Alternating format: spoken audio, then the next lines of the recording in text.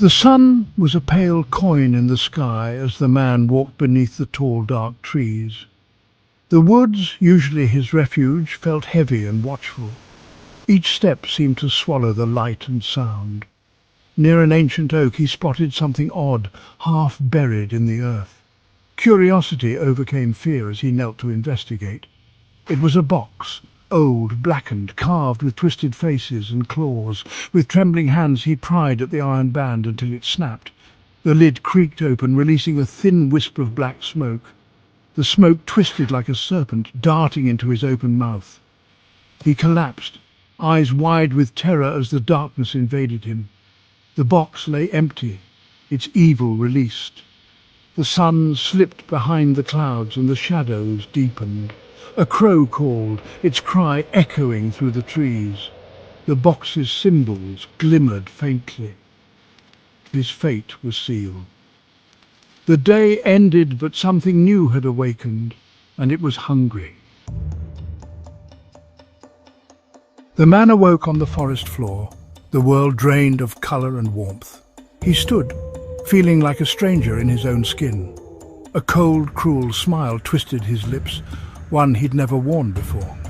He left the woods, not for home, but for the village. His walk was predatory, his eyes hard and unrecognizable. Villagers recoiled, sensing something was wrong. That night a barn burned, flames lighting the sky as animals screamed.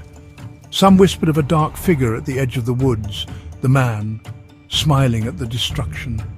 The man they knew was gone, replaced by something malicious. The villagers watched, helpless, as darkness claimed their home. The woods seemed to creep closer each night, and the worst was yet to come. Fear ruled the village. Laughter vanished, replaced by whispers and suspicion. The market square stood empty, every shadow a threat. The villagers knew the source, the man or what wore his face. Acts of cruelty multiplied. Broken fences, harmed livestock, desecrated church doors. The creature thrived on their terror, growing stronger with every scream. His appearance grew gaunt, his eyes hollow and cold. The village elder, Arthur, realized they needed help beyond their means. He sent a desperate plea to a distant monastery, praying for deliverance. Days later, Father Michael arrived. Not a knight, but a priest with quiet strength. He listened to their story, his face grave. "I've seen this evil before," he said. "It is a demon. I will send it back." The villagers clung to hope, their last defense against the darkness. Father Michael prepared for the confrontation, gathering his tools and his faith. The village waited breathless for a miracle. The final battle was about to begin. Father Michael confronted the demon in the abandoned church.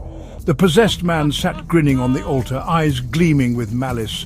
"You have come to play," it hissed.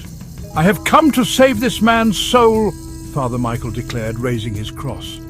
He began the exorcism, chanting ancient words as the demon screamed in rage. The church shook, candles snuffed out, darkness pressing in. "This body is mine!" the demon shrieked, twisting the man's form. Father Michael stood firm, his faith unwavering. The demon hurled objects, filled the air with stench, whispered horrors, but the priest pressed on.